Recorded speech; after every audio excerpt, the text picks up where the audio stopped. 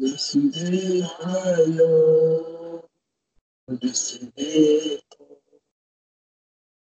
décidez, merveille, que c'est mon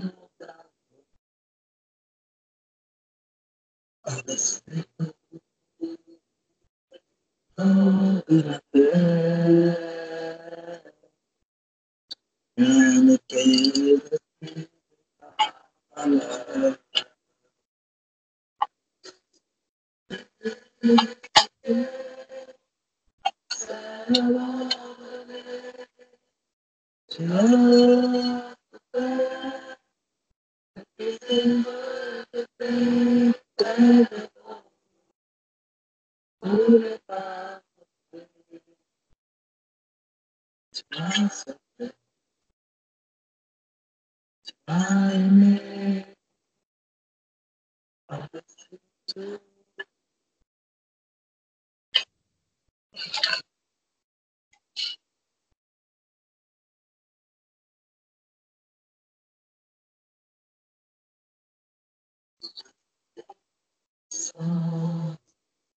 Décidez toi, décidez la paix, décidez tout le temps de ta bien avant le monde.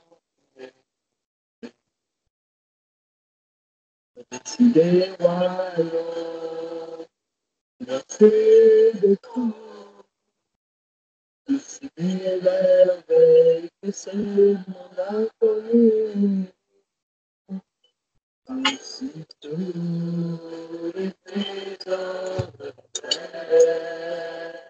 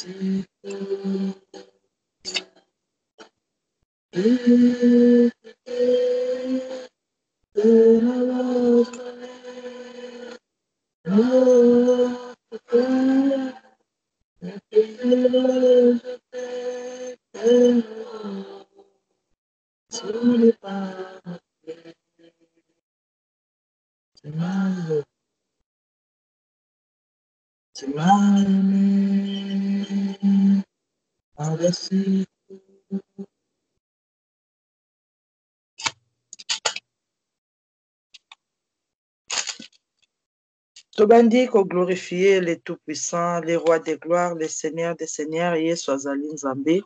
Bible elobi na biso na livre ya Psaume 99, na verset 9. Psaume 99, verset 9, la Bible déclare « Exaltez l'Éternel notre Dieu et prosternez-vous sur sa montagne sainte, car il est saint, l'Éternel Dieu, l'Éternel notre Dieu. » Exaltez l'Éternel notre Dieu et prosternez-vous sur sa montagne sainte. Bandako kumisa Nzambe, bandako pambola le roi des rois, bandako kumamela ye, ye aza Nzambe alobi ete tokumamela ye devant sa montagne sainte. Tokumamela ye po ete azali Nzambe mosantu. Tozopambola le saint des saints, le roi des rois, toye devant son trône de grâce, toye devant sa montagne sainte, toye na présence na ye, tobandi ko se prosterner liboso na ye, tobandi ko kumamela ye, koyebisa ye te tu es saint, tu es saint, tu es saint. Adonai, tu es saint. El Shaddai, tu es saint. Elohim, tu es saint. Le roi des rois, tu es saint. Nzambe na bomoi ozamo santu, ozamo santu, ozamo santu. Papa na lola ozamo santu. Toye kopambola yo Nzambe, toye kokumamela yo mokonzi, toye kokumisa yo na tongo na lelo. po ete oza mosantu, po ete ozali fidèle, po ete ozali juste, po ete oza nzambe moko te. Seigneur Jésus aza lokola yo, nzambe moko te papa akokani na yo. Ozali likolo ya banzambe nyonso, ozali likolo ya puissance nyonso, ozali likolo ya baroi nyonso, ozali likolo ya autorité nyonso. Jésus-Christ de Nazareth, tu es saint, tu es saint, tu es saint, l'agneau immolé, l'agneau de Dieu, les rejetons de David, na tongo na lelo, biso toye kokumisa yo, biso toye kosanjola yo, biso toye kopambola yo. Tolobi ete Yesu oza malamu. Komona mokolo ya lelo nzambe Yesu oza malamu. Kovivre kino na tango Yesu oza malamu. Opesi biso makasi ya koya na présence na yo ya kobondela Yesu oza malamu. Olamusi biso na nguya na yo papa oza malamu. Yango wana topesi yo merci. Merci na bolamu nyonso osaleli biso. Merci na grâce et faveur o accordé biso. Merci pour na présence na yo na molimo na yo eza ko conduire biso. Merci le tout-puissant, merci le Seigneur des Seigneurs. Topambolio l'agneau de Dieu. Topambolio le roi des rois, topambolio le Seigneur tout-puissant, Yesoza malam. Merci Seigneur Jésus pour la présence na yo, la compassion, la fidélité, la bonté na yo, olakisi biso na mokolo ya lelo. Merci Seigneur Jésus. Ongengisi mokili mobimba nzambe, la lumière na yo, Yahweh merci. Merci pour la souffle de vie. Merci pour la miséricorde na yo. Merci mon Dieu mon roi. Tokozongi c'est la yo nini. Yango kokumamela yo, yango tozo sanctifier kombo na yo, yango tozo pambola yo. Sois béni, sois exalté, sois élevé, le Saint des Saints, le Roi des Rois. Merci le Dieu Tout-Puissant. Amen.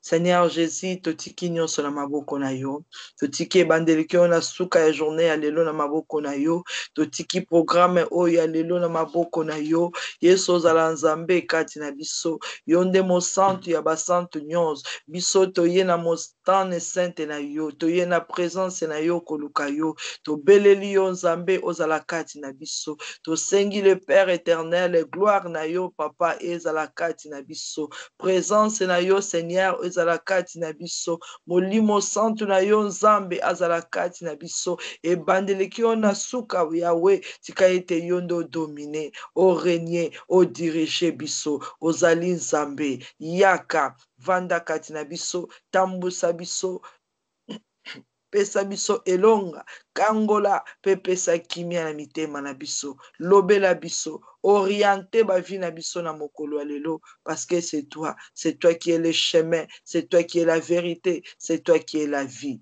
Conduis-nous Seigneur Jésus par ta main puissante. Merci mon Dieu mon roi, merci le Dieu tout-puissant, merci l'agneau de Dieu. Amen, amen, amen. Tokobondela epai ya nzambe mokili ya likolo pe na se, osenga compassion pe miséricorde na ye kati na biso, osenga compassion pe miséricorde ya nzambe alola kati na yo, kati na ndako, kati na libota mobimba. Nzambe ya renouvelaka bolamu na ye, a renouveler bolamu na ye kati na yo pe na ngai na moment oyo, miséricorde na ye ekita kati na biso. Éternel, le Dieu juste, Bible bengio, tu es le Saint des Saints. Yangwana biso toye devant ton trône de grâce. Toye kumikitisa papa. Kosenga bosantu na yo kati na biso. Kosenga grâce et faveur na yo kati na biso. Tosengi miséricorde na yo nzambe ekita kati na biso. Mawa na yo Jésus de Nazareth ekita kati na biso. Mokonzi yoka mawa kati na mitema na biso pe na makanisi na biso. Yoka mawa pona bandako pe mabota na biso. Yoka mawa Seigneur Jésus pona ba parents. Yoka mawa pona mabota nyonso. Mokonzi to bondeli epai na yo. Kosenga compassion na yo ekita kati na biso. Kosenga mawa na yo ezala kati na biso. Mabe nyonso oyo monguna aza nango Seigneur. Po akoka koakize biso na tongo na lelo. Seigneur Jésus yondo oza mosantu. Yondo oza na pouvoir na puissance ya ko pardonner péché pe iniquité na biso. Tosengi miséricorde epai na yo. Tosengi miséricorde epai na yo Seigneur. Yoka mawa pona biso pe sanctifier biso na makila na yo. Sanctifier moko na makila na yo. Mtema na biso ezala sanctifier, bazoto na biso ezala sanctifier na kombo na Yesu Christ de Nazareth, que notre corps, âme, esprit ezala lavé, sanctifié par la puissance du sang de Jésus-Christ de Nazareth. Et loko nyonso ya mabe oyo monguna ko présenter na tango ezala annulé par le sang de Jésus, effacé par le sang de Jésus. Bon, mon inabiso ezala juste, purifié, lavé dans le sang de Jésus. Quel que soit le péché, l'iniquité, condamné biso, l'agneau de Dieu sur la croix de Golgotha a éliminé kiango, a effacé kiango, a longola kiango. Yangona to sengi makila na Yesu, ebanda ko éliminer, ebanda ko effacer, ebanda ko annuler nyonso ya mabe, et ko telemela biso na tango ezala annulé dans le sang de Jésus, effacé dans le sang de Jésus, éliminé dans le sang de Jésus, effacé dans le sang de Jésus, et subsisté lisusu te, et monana lisusu te, na kombo na Yesu Christ de Nazareth. Tous à la pure devant l'Éternel notre Dieu. Banda kuna biso ezala sanctifié, sopa makila na Yesu na corps, âme, esprit. Sika tempelo ya Nzambe ezala sanctifié, sopa makila na Yesu na kati ya demeure na yo, na kati ya ndaku na yo. Là où tu invoques l'Éternel, ton Dieu, ezala purifié, sanctifié au nom de Jésus-Christ, éternel, mon Dieu, mon roi. Na tango nga pe nazobe la puissance ya makila na Yesu kati na corps, na âme na esprit na ngai. Na beli puissance ya makila na Yesu e nettoyer, e longola eloko nyonso ya mabe ekotaki pendant la nuit na kati na bomoi na ngai, na kati ya bomoi ya bana, na kati ya conscience, sagesse et subconscience. Au nom de Jésus-Christ de Nazareth, tika ete na moment oyo tozala pure, juste devant toi, na kombo na Yesu Christ de Nazareth. Banzoto na biso ezala sanctifié, car la Bible déclare, ne savez-vous pas que vos corps sont les temples du Saint-Esprit et le temple de l'Éternel est saint. Tika ete banzoto na biso ezala sanctifié, na kombo na Yesu. Bandaku na biso ezala sanctifié, na kombo na Yesu. Nyonso ya biso ezala sanctifié, na kombo na Yesu. Papa na dindisi ndaku na nga na makia na Yesu, na dindisi libota na nga na makia na Yesu. Nyonso ya biso Seigneur ezala pur, lavé, sanctifié, na puissance à makila na Yesu. Merci Seigneur Jésus. Merci le Fils de Dieu vivant. Merci l'Éternel des armées. Yesu azali Nzambe malamu kati na biso. Wana tobandi kosenga molimo mosantu na Nzambe. Banda kosenga présence ya Saint-Esprit de Dieu kati na yo pe kati na libota mobile. La Bible déclare dans le livre Ésaïe chapitre 11 verset 1er à 2. Ésaïe 11, 1er à 2, la Bible déclare, puis un rameau sortira du tronc d'Isaïe, et un rejeton naîtra de ses racines. L'esprit de l'Éternel reposera sur lui. Esprit de sagesse et d'intelligence, esprit de conseil et de force, esprit de connaissance et de crainte de l'Éternel. Parole du Seigneur. Bible lobby. Un rejeton naîtra de ses racines. Na kati na libota ya Isaïe, na kati na libota ya David, Isaïe azalaki papa ya David. Bible lobi na kati ya libota ya Isaïe, na kati ya libota ya David. Moto moko akobotama, mwana moko akobotama. Na kati na ye akozala na molimo na Nzambe. Na kati na ye akozala na molimo intelligence, ya conseil, ya force, akozala na molimo ya connaissance, akozala na molimo ya crainte ya Nzambe. Jésus-Christ est le rejeton de David. Yende oyo abimaki libota ya David. Nyonso wana ezalaki kati na ye. Pe Yesu wana aponi yo, aprometaki yo na ngai, alobi ete na kokende na kotika bino pamba te, na kotindela bino molimo mosantu. Yo pe na tango bandi kobelela Jésus-Christ de Nazareth, banda ko invoquer Jésus-Christ de Nazareth. Bible le dit, puis un rameau sortira du tronc d'Isaïe, et un rejeton naîtra de ses racines. Banda kobelela le rejeton de David. Banda kobelela la mwana na David de Jésus de Nazareth. Banda koyebisa Seigneur Jésus-Christ na beleli yo ozala nzambe ya libota na ngai. Na beleli yo na tongo na lelo ozala nzambe ya motema na ngai. Na beleli yo Seigneur Jésus, Bible lobi ete un rejeton naîtra. Ah, mwana moko akobotama na libota ya Isaïe. Mwana moko akokita na descendante ya Isaïe. Yonde le fils de David. Na sengi ozala kati na libota na ngai. Na sengi ozala kati na vie na ngai. Na sengi ozala kati na motema na ngai. Que tu règnes comme roi des rois. Que tu règnes comme seigneur des seigneurs. Banda kobelela ye libota ya Isaïe, libota ya David ezali libota ya bakonzi. Na nzela la ye ezali génération ya bakonzi. Ye wana nde mokonzi ya bakonzi, belela ye. Belela ye Seigneur Jésus, zala mokonzi ya vie na ngai. Zala mokonzi ya famille na ngai. Zala mokonzi ya ndako na ngai. Zala mokonzi ya libota na ngai. Les rejetons de David, l'alpha et l'oméga. Emmanuel est Dieu parmi nous. Jehovah Jireh, Jehovah Shama Adonai. Na tongo na lelo na beleli yo. Ozala nzambe na ngai. Na beleli yo. Ozala roi na ngai. Na beleli yo. Ozala notre souverain sacrificateur. Na beleli yo kati na motema na ngai. Na beleli yo kati na ndako na ngai. Na beleli yo kati na libota na ngai. Na beleli yo na ministère oyo. Le fils de Dieu vivant. L'agneau immolé. Toye ko invoke yo na tongo na lelo. To sengi yo régner likolo na biso. To sengi yo dominer likolo na biso. To sengi yo zwa contrôle ya corps âme esprit na biso. To sengi yo zwa contrôle ya bandako na biso ya mabota na biso. To beleli yo nzambe na nguya nyonso. To beleli yo Jésus de Nazareth. To beleli yo le fils de Dieu vivant. Yaka ozala nzambe na biso. Bible lobi, l'esprit de l'Éternel reposera sur lui. Molimo na nzambe ekozala likolo na ye. Molimo na nzambe ekovanda likolo na ye. Ekovanda likolo ya nani? Likolo ya mwana oyo ya David. Likolo ya Jésus-Christ de Nazareth. Yango wana ye pa prometaki biso alobi na kotika bino pamba te.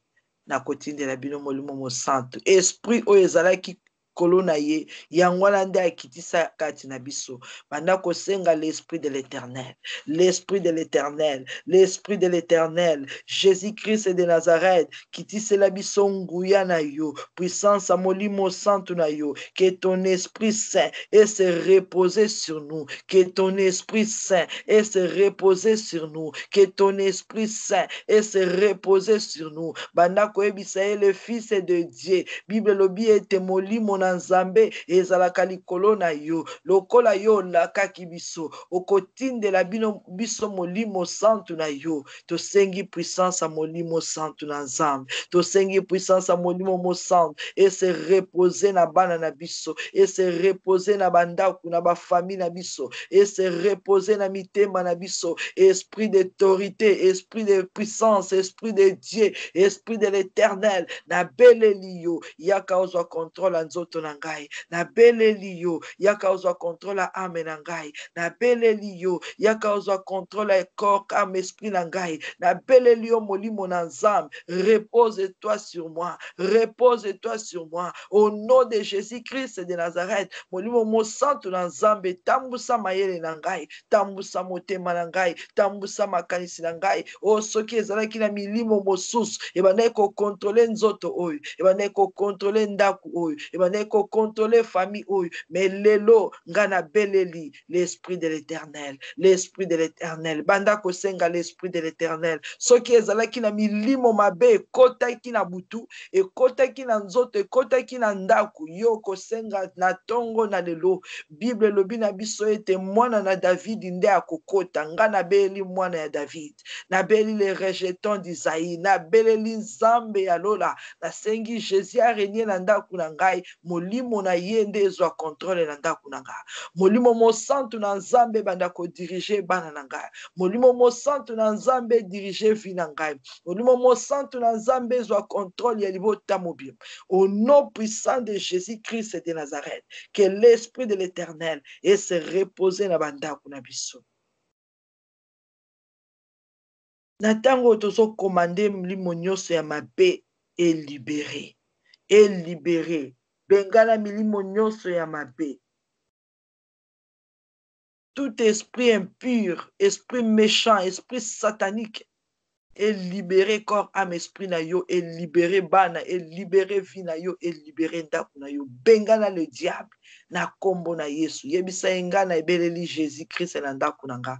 Ozana esika te ya kodemere, ya kovanda. Au nom de Jésus-Christ, libère mon corps, mon âme et mon esprit. Libère ma maison, libère ma famille, libère Bima na kombo na Yesu Christ Nazareth, éternel, le Dieu tout-puissant, le Dieu fort, le Dieu redoutable. Biso toye ko bele languya na yo, molimo santu na yo. Yangwana oyo nyons, abandaki ko régner, ko dominer kati na biso. Satan le diable et ses démons, topesio mitindo, obima, au nom de Jésus, obima, au nom de Jésus. La Bible déclare, ôtez les méchants du milieu de vous. Esprit nyonso méchant, et kotaki, na corps âme esprit na ngai, na kati na ndaku, na kati na ban, nazo lié, ligoté, enchaîné, yango na tongo na lelo, nazo repoussé, yango na bisika bikauki. Au nom de Jésus-Christ de Nazareth, esprit impur, esprit de mort, esprit satanique et de contrôle,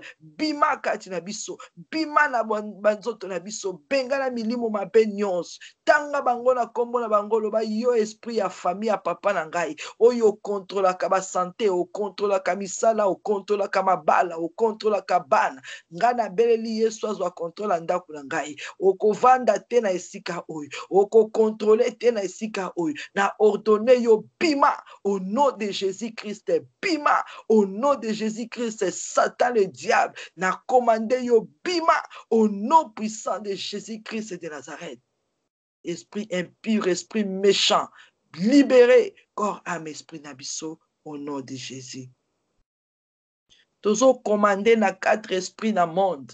Oye contrôle ka nord, sud, est, ouest.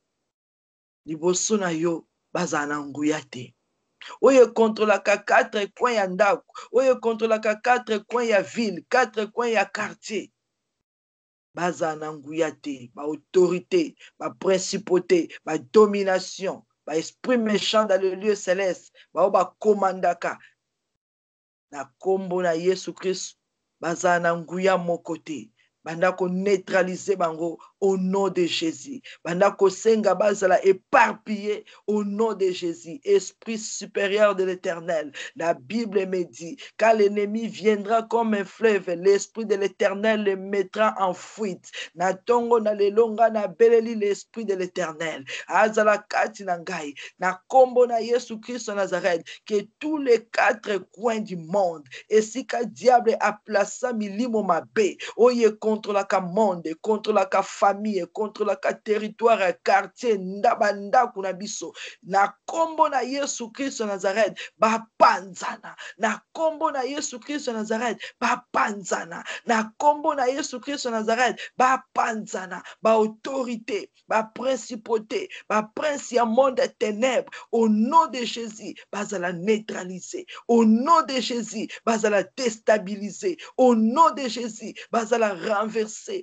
na tongo na lelo, milimo mabe nyos, oye contrôle ka 4 points du monde, boko contrôler vie nangate, boko contrôler famille nangate, boko contrôler ndaku nangate, boko contrôler avenir na bisote, na kombo na Yesu Christ Nazareth, bazala humilier, neutraliser, frapper de surdité, frapper d'égarement, frapper de paralysie, au nom puissant de Jésus-Christ de Nazareth. Merci Seigneur Jésus. Bible lobby, l'Esprit de l'Éternel reposera sur lui, esprit de sagesse et d'intelligence. Senga Seigneur Jésus, yebisa ye papa, balobi kati na yo, molimo ya sagesse na intelligence ezali. Kitisela biso molimo ya intelligence pe ya sagesse. Pesa biso l'esprit de sagesse et d'intelligence. Pesa biso l'esprit de conseil et de force. Pesa biso l'esprit de connaissance et de crainte de l'Éternel. Banda kosenga yango et se reposer kati na yo pe kati na ndako. L'esprit de Dieu, nguya ya molimo mosantu, Zamba komisa yo sage et intelligent. Zamba zala conseiller na yo, apesa yo makasi na nzela molimo mosantu. l'esprit de connaissance et de crainte de l'Éternel. Kota kati na biso tobandi kosenga yango epai na Nzambe na bomoi. Éternel, le Dieu fort, le Dieu redoutable, Nzambe mokele ya likolo pe na se, papa yo obongwani te. Lelo biso tosengi puissance ya molimo santu na yo. Bible lobi ete esprit de sagesse et d'intelligence ekozala kati na yo. Tosengi otondisa biso na sagesse pe intelligence na yo. Otondisa biso na sagesse pe na intelligence na yo par la puissance du Saint-Esprit. Au fongola mayele na biso, au pesa biso boanya.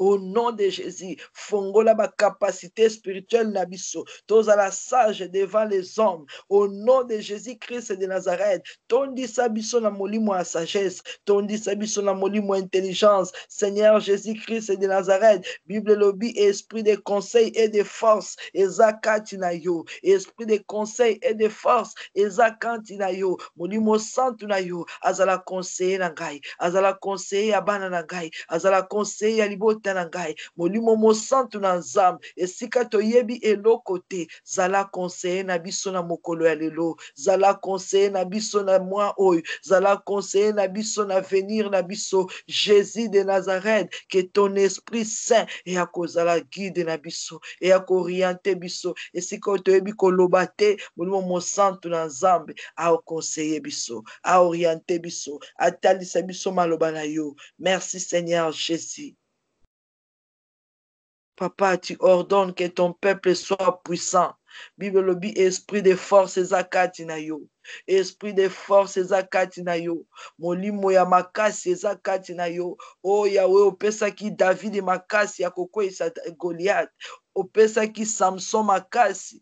Yango biso pe tosengi l'esprit de force. L'esprit de force. L'esprit de force. Monguna kwa kolonga biso te. Na moi na butu. Tozala balongi, tozala fortifié, pesa biso molimo ya makasi, au nom puissant de Jésus-Christ, l'esprit de force, tozala forte, au nom de Jésus, tozala forte, au nom de Jésus, mon côté kwa kokwesa mutu na ngai, mon côté kwa ko manipuler vie na ngai, mon côté kwa ko détruire ndaku na ngai, na kombo na Yesu Christ Nazareth, Nzambe na nguya oya pesa ki Samson makasi, pesa ngai makasi, physique comme spirituel na tongo na lelo. Zambo ya pesa ki David makasi, pesa ngai makasi, pona mokolo ya lelo pe na moi oyo. Au nom de Jésus, senga l'esprit de force.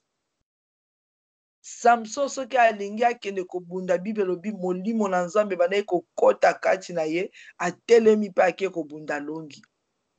David azwaki courage na miso na bato devant ba roi, devant Goliath. Parce que l'esprit de l'Éternel, Bible dit mukoloba sopela kaye mafuta, l'esprit de l'Éternel est saisir azalaki na molimo ya force kati na ye. Yango la banaye ko panza ba ours, azo panza ba lion. Senga molimo mosantu na Nzambe, ete tangu monde les ténèbres ba ko s'élever, tangu ba esprit oyo etambolaka na journée ekotelema bako akolonga molimo na yote, bako akolonga bana na yote, l'esprit de force au nom de Jésus-Christ de Nazareth, quand l'ennemi viendra ako akokwesa bisote, ako akolonga bisote, ako akointimider bisote, au nom puissant de Jésus-Christ de Nazareth, na sengi molimo mosantu na Nzambe, molimo mosantu na Nzambe, fortifie mon corps, fortifie mon âme, fortifie mon esprit, au nom de Jésus-Christ de Nazareth, bakwa ko manipuler bisote, bakwa ko terroriser bisote, bakwa ko kwesa bisote, na nguya molimo mosantu na Nzambe. Merci Seigneur Jésus. Bible dit esprit de connaissance et de crainte de l'Éternel. Esprit de connaissance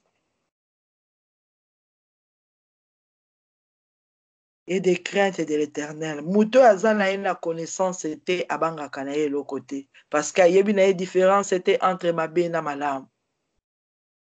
Mais mutu oyo azu connaissance, mutu oyo azu conscience, mutu oyo balaki siye ayebi déjà mayele na ye fongwami, conscience na ye zo travailler akobanga Nzambe.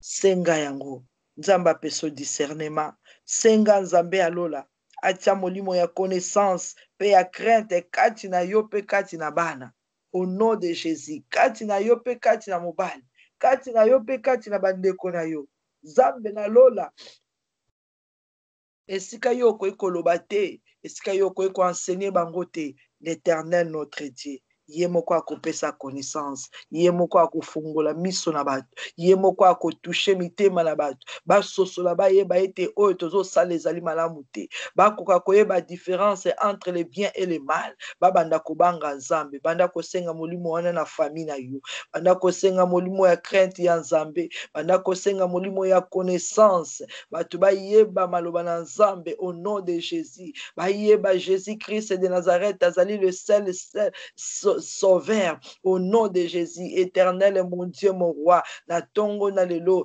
na sengi l'esprit de crainte de l'Éternel na sengi l'esprit de connaissance de l'Éternel kati na libota na nga Nzambe kati na bana na ngai mokonzi nazo senga l'esprit de connaissance Seigneur bana na ngai bayeba yo libota na ngai eyeba yo peuple na yo bayeba yo mets ta parole Seigneur dans leur cœur mets ta parole Seigneur na mitema na biso Maloba na yo kati na biso Seigneur enseigne-nous tes voies enseigne-nous ta parole enseigne-nous Seigneur ba loi na yo mokonzi pesa biso connaissance yo ozali Nzambe Bible bengi yo l'omnipotent l'omniprésent l'omniscient oyebi nyonso papa pesa biso connaissance ya parole na yo pesa biso discernement na kombo na Yesu Christ Nazareth Seigneur Jésus pesa connaissance kati na mitema na biso na bana na bandeko na biso libota na ngai bayeba yo Jésus bayeba ko différencier le bien et le mal bayeba maloba na yo bakota kobanga batambola na crainte na yo mokonzi Seigneur Jésus na bondeli na tongo na lelo tia molimo ya crainte kati na biso tia molimo ya crainte kati na biso moko na moko a marcher na kati ya crainte ya Nzambe par la puissance du Saint-Esprit au nom de Jésus-Christ de Nazareth totambola na crainte ya Nzambe toyeba makambo na Nzambe Nzambe apesa biso connaissance apesa biso discernement au nom puissant de Jésus-Christ de Nazareth. Merci l'Éternel des armées. Merci l'agneau de Dieu. Merci le roi des rois. Amen. Bible lobi na livre ya Job chapitre 19 verset 25. Mais je sais que mon Rédempteur est vivant et qu'il se lèvera le dernier sur la terre. Job azalaki na pasi, Job azalaki malade, Job aperdaki nyonso, Job ebana nyonso bakufi, mosala ekufi, eloko malamu eza lisusu te. Bible lobi ete kati na pasi na ye, kati na makambo nyonso, kati na bakization ya bato, esika ye akomaki na suka aza kolela, aza toujours ko reconnaître Nzambe, aza vivant. Bible lobi, je sais que mon Rédempteur est vivant et qu'il se lèvera le dernier sur la terre. À côté le mamoto na suka na mabele. À côté le ma, ata bobo melinga iban, ata bobo akelinga maladi, ata bo détruire misala na ngai, ata mwasi alinga boya ngai, libala na ngai ekomi na menace, ata molimo akufe tele melingai, na ebi ete Nzambe na ngai aza na bomoi. À côté le mamoto na suka. Oh bien-aimé, lelo Jésus-Christ aye ko rassurer mutu moko, aye ko rassurer yo ete aza na bomoi. Quelle que soit situation nini yo zo le kanangu, Jésus-Christ est vivant, il est présent, aza na contrôle ya makambu nyonso na bomoi na yo. Lolenge azalaki na contrôle ya makambu bane ko leka na vie ya Job, alobi ete aza na contrôle pe ya ba vie na biso, ya bana na biso, ya bandako na biso. Job azalaki moto akolela, azotala nyonso na perdre, azotala vie ya bana ekei, azotala lelo bana na biso bakoki kobeba spirituellement, bakoki kozala na ba problème na ba santé, o diable akoki koboma ba destin na bango. Lelo ba santé eza maladi, bandeko baza maladi kati na biso. Job alobi, je sais que mon Rédempteur est vivant. Jésus-Christ aza na bomoi. Jésus-Christ akotika yo te. ata bato basali mabe, ata Satan akoti na ndako apanzi nyonso, alobi akotelema moto na suka, akotelema moto na suka. Oh, bandako pesa nzambe, merci. Bandako ebisa, Seigneur Jésus-Christ, je te bénis. Comme tu es là, mon Dieu, nazana kimia. Comme tu es au contrôle, nazana kimia. Seigneur Jésus-Christ, le lenge job aloba qui, je sais que mon rédempteur est vivant.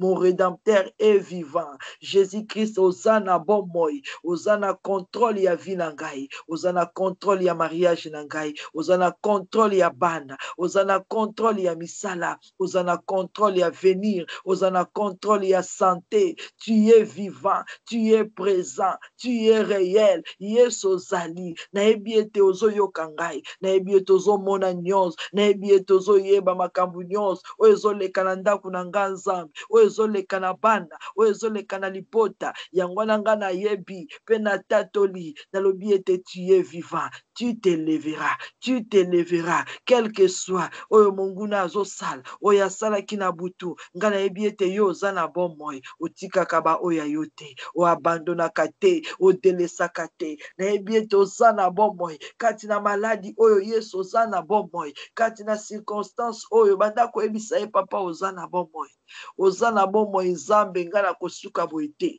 ozana bon moi Seigneur Jésus-Christ na kosuka na maladi te na kufa te, ozana bon moi papa na kosuka na humiliation te, na ebiete yo okotelema moto na suka, okotelema na vie na ngai, okotelema na ndaku na ngai, parce que tu es là, tu es vivant, tu es le Seigneur des Seigneurs, tu es mon rédempteur, yonde mobikisi na ngai nzambe, yonde mosikoli na ngai Jésus-Christ de Nazareth, na ebiete ozana bon moi, na ebiete ozana contrôle na makambo nyonso, na ebiete yonde ozwaka biso en charge, na ebiete yonde oza likolo ya diable, na ebiete yonde oza likolo ya maladi, oza likolo ya divorce, oza likolo ya stérilité, oza likolo ya menace nyonso, ozali nzambe, ozali nzambe. Bible lobi Job aza ko déclarer, azalaki na assurance, alobi ete na yebi aza na bon moi, et qu'il se lèvera le dernier sur la terre. Nzambe na bino akufa me oyo biso aza na bon moi, lokola aza na bon moi akotelema moto na suka, banda koyebisa le rédempteur, banda koyebisa le rédempteur, yebisa ye papa telema, telema, Zambe na lola telema. Bible lobi ete tu es notre rédempteur et tu es vivant. Tu te lèveras le dernier sur la terre. Mon konzi telema. Esika basi bazweli biso ba décision. Yahweh telema. Esika maladi esi ekota ki Jésus le rédempteur, lève-toi. Lève-toi, oh mon Dieu. Esika ba problème ekoti na ndaku Jésus-Christ, lève-toi. Banda kobela nzambe na circonstance yozo le kanango. Banda kobela nzambe na makambu o yozo mona. Banda kobela nzambe pona libota na yo. Que le rédempteur se lève. Que le rédempteur se lève. Oh, soki milimo ya famille telemaki, soki Satan telemaki, que le rédempteur se lève. A telema na bombo ya Job. Satan telemaki a réclamé âme ya Job. Satan telemaki a détruit bana. Satan telemaki a linga touché na mariage ya Job. Satan telemaki a touché santé. On a évité à ça telemaki esika nini. A touché qui domaine nini na bombo na yo. Belela le rédempteur. Belela Jésus de Nazareth. Ebisa Seigneur Jésus-Christ. C'est toi mon rédempteur. Yonde mobikisi ya libota na ngai. Yonde mobikisi ya ndaku na ngai. Yonde mobikisi ya molimo na ngai. Telema Seigneur Jésus. Telema juge de la terre. Telema le tout-puissant. Telema nzambe na bikamu. Okangola ngai. Ndenge okangola ki Job. Okangola ngai. Ndenge okangola ki Job. Okangola ngai. Ndenge okangola ki Job. Le Dieu vivant, le Dieu réel. Lève-toi. Lève-toi. Le souverain. Telema. Oloba liloba moko Seigneur. Telema. O changer situation yanda konangai. Telema. O changer circonstance Seigneur. Pelela ye Seigneur Jésus a telema. A telema na vie ya bana. A telema. Job azalaki na habitude ya chaque matin akoya na trône ya Nzambe abandi kopesa ba sacrifice. Alobi pona bana na ngai. Pona bana na ngai nzambe na ye offrir yo ba sacrifice. Yo pe olamuki na tongo pona kobondela nzambe alola. Seigneur Jésus na ye offrir yo sacrifice. Na ye kopesa puissance ya makila na yo nzambe pona bana na ngai. Na ye kobelela yo le roi des rois otelema pona bana na ngai. Na ye invoquer yo ozala leur rédempteur Jésus. Ozala notre délivreur mon Dieu. Yesu yo nde ozala notre roi, notre chef, notre papa. Yo nde oveye na ba ame na biso. Yo nde okangola. Okangola bana nyonso kati na rébellion. Okangola bana nyonso kati na malade. Okangola bana nyonso kati na malédiction. Okangola Seigneur contre esprit méchant, esprit impur nyonso. Seigneur Jésus, lève-toi. Le Rédempteur, lève-toi. Lève-toi le dernier. Oh, esika ba chef bazwa ki ba décision. Lève-toi, juge de la terre. Lève-toi, mokonzi loba liloba moko na ndako na ngai. Loba liloba moko na misala na ngai. Loba liloba moko na libota na ngai. Po ete yo za nzambe. Lève-toi, mon Dieu, mon roi. Mokonzi tobeleli yo. Otelema. Otelema na mabota na biso. Otelema na bandako na biso. Car tu es notre Dieu. Merci, Jésus de Nazareth. Merci, Seigneur Jésus. Bondela nzambe alola. A restaurer. A restaurer vie na yo ndenge a restauraki ya Job. A restaurer nyonso o babomaki na butu. Job azalaki na assurance alobi ete nzambe na nga aza na bomoi ya kotelema. Tango atelemaki azongiselaki Job le double ya nyonso ya perdaki. Tango atelemaki arestauraki mariage ya Job. Tango atelemaki apesaki Job bana ya kitoko. Tango atelemaki alongolaki malade nyonso na bomoi ya Job. Yebisa ye mokonzi na bondeli epai na yo. Le Dieu qui a changé l'histoire de Job, c'est le même Dieu que j'invoque. Na sengi Seigneur Jésus, oh bongisa vie na ngai, oh rétablir vie na ngai, oh rétablir ndako na ngai, oh rétablir libala na ngai, oh rétablir santé, oh rétablir finance, oh rétablir nyonso yebebaki na kati na ndako na Job. Nzambe abongisaki yango. Nzambe alola abongisa nyonso esika Satana tiaki loboko na ye. Tika na tongo na elo nzamba a restauré. Job alobi, mon oreille avait entendu parler de toi, mais maintenant mon œil t'a vu. Ona yo kaka yo na sango rédempteur na ngai, mais na moni yo na bomoi na ngai lelo. Amona ki bolamu na nzambe, amona ki santé na ye kozonga malamu, amona ki ko bana na ye kobota malisusu, amona ki misala na ye kozonga lisusu ndenge ezalaki, amona ki makambu nyonso ko changer. Alobi na bandai koyoka nzambo na sango. Ayokaka nzambe ya Abraham ya Isaac na sango. Ayokaka ba miracle nzambe asalaka na Egypte. Na mukolo wana tatoli alobi ete ozana bomoi. O na yoka yo na sango na vivre gloire na yo. Yebisa nzambe na lingi na vivre puissance na yo. Na lingi na vivre bikamwa na yo. Na lingi na vivre gloire na yo. Na yoka yo na sango nzambe. O yo salaki na Job obongwani te salela ngai pe lelo. Sala na bomoi na ngai restaurer ndako na ngai. Restaurer vie physique et vie spirituelle na ngai. Restaurer bana na ngai nzambe. Restaurer nyonso oyo Satana bebisaki. Restaurer santé. Restaurer vie physique. Restaurer mémoire. Restaurer ma cerveau. Restaurer Seigneur. Nzamba réparer. Nzamba zongisa yango ndenge ezalaki. Nzamba pesa ole double ya oyo Satana bebisaki. Nzamba bongisa nyonso oyo monguna atushaki. Au nom de Jésus-Christ de Nazareth, le Dieu qui a restauré Job, restaure ma maison. Le Dieu qui a restauré Job, restaure mon âme. Le Dieu qui a restauré Job, restaure ma famille. Le Dieu qui a restauré Job, restaure mon mariage. Le Dieu qui a restauré Job, restaure ma vie spirituelle. Car tu es notre Dieu, notre Rédempteur.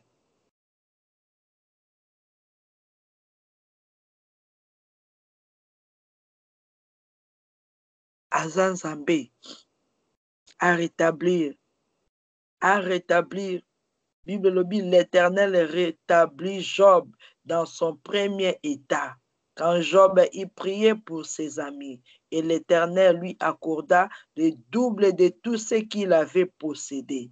L'Éternel rétablit Job dans son premier état.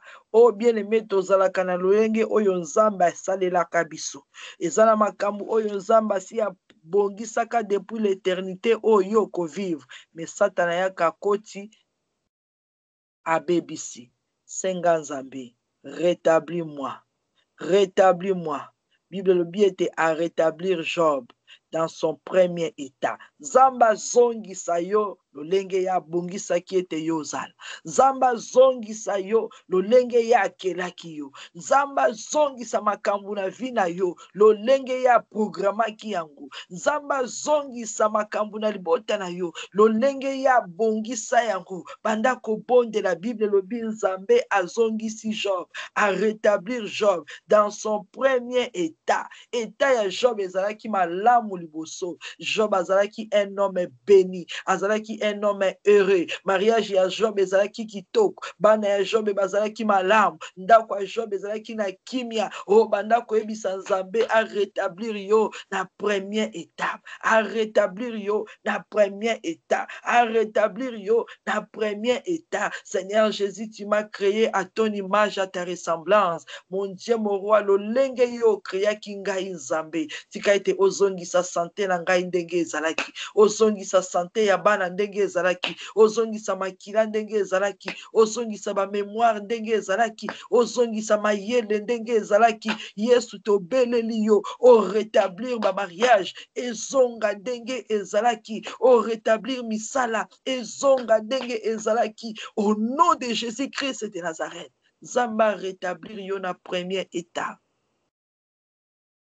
Na premier état, Zamba tiaki étoile na yo et briller. Et si kanyoso yo kokende, o remporter ma victoire, o zala mokonzi, o régner, o dominer.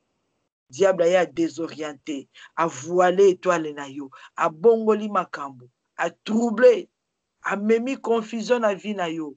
Senga nzambe, Seigneur Jésus, rétablir ngai na premier état. Songi sanga lolenge yo kelaki ngai. Zongi sa étoile na ngai e briller ndenge yo kelaki yango. Zongi sa étoile bana na ngai e briller ndenge yo kelaki yango. Zongi sa Seigneur Jésus-Christ, yo oza capable de tout. Yo oza le tout puissant. Tangu yo tele makambo ebongwamaka. Bible lobi ete l'Éternel rétablit Job dans son premier état. Ozongi saki Job na premier état na ye. Zambenga pe na sengi na tongo na lelo. Ozongi sa vie na ngai. Ozongi sa identité na ngai. Ozongi sa misala na ngai. Ozongi sa libala na ngai. Ozongi sa makasi ya nzoto. Ozongi sa badon. Ozongi sa batalant. Ozongi sa ba vie. Ozongi sa nyonso yo tiaki kati na biso oyo Satana bebisaki. Ezonga na premier état nango. Ezonga na premier état nango na kombo na Yesu. Bible lobi nzambe a accorda qui est le double.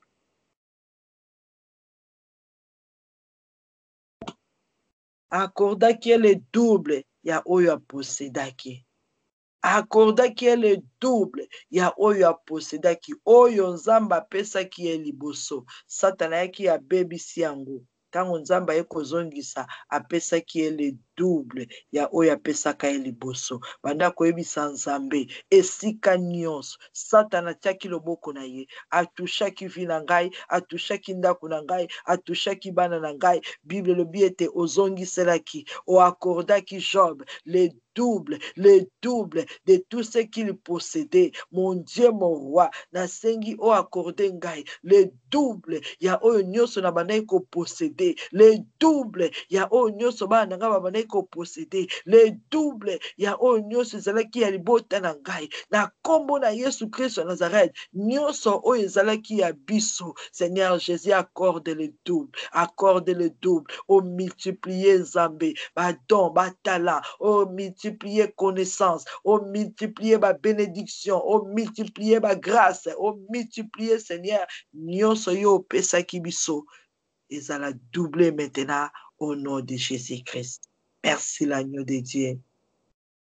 Merci le Seigneur des Seigneurs. Banda ko remercier l'Éternel, ton Dieu. Banda ko remercier le Rédempteur. Banda ko remercier le Fils de David. Pesaye merci. Oya telemi lelo. Pesaye merci. Oya rassuré yo alobi ete nazali Rédempteur na yo. Naza mobikisi na yo. Naza na bon moi. Ngande na kozwa décision ya suka na santé na yo. Ngande na kozwa décision ya suka na libala na yo. Banda ko pesa nzambe wana merci. Merci Seigneur Jésus parce que yo ozwi contrôle ya vie na ngai. Merci Seigneur Jésus parce que yo ozwi contrôle ya dossier na ngai. Merci Seigneur Jésus parce que yo ozwi contrôle ya bana ya libota mobimba. Merci Seigneur Jésus-Christ parce que yo oza na bomoi. Bazambe mosusu bakufa mais tu es là, tu es présent. Merci Seigneur Jésus parce que yo osili ko rétablir bomoi na biso. Ozongiseli biso le double. Ya o nyonso to perdaki, ya o nyonso satana bebisaki. Merci Seigneur Jésus. To scellé prière par ton sang précieux. Peut te déclarer malobana yo nyonso ezali oui et amen. Anda koyebisa le Dieu vivant.